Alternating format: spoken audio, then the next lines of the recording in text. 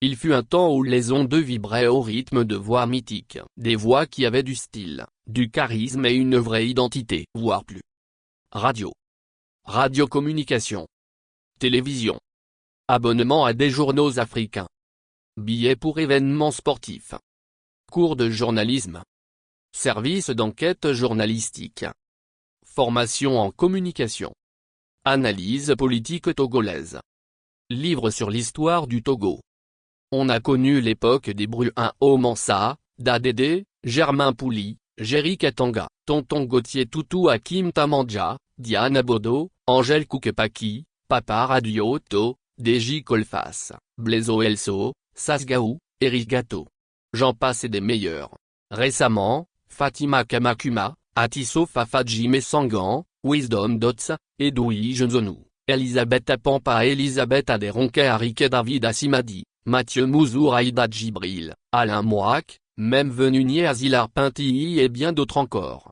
Ces générations ont marqué leur temps, porté des émissions cultes et inspiré toute une jeunesse. Voire plus radiocommunication télévision radio actualité internationale billets pour événements sportifs services d'information livres sur l'histoire du Togo abonnement à des magazines sportifs services d'analyse économique actualité du Togo mais aujourd'hui, un constat amer fait surface.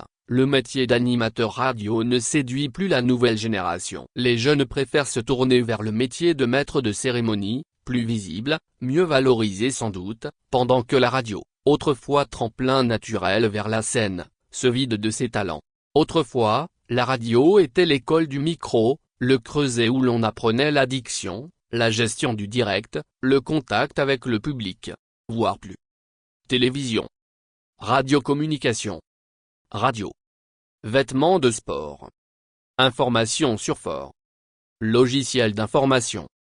Biographie de Fort. Cours de journalisme. Service d'analyse économique. Service de traduction français. Aujourd'hui, elle semble orpheline d'une relève, victime à la fois des mutations technologiques, du manque de formation et d'un désintérêt progressif.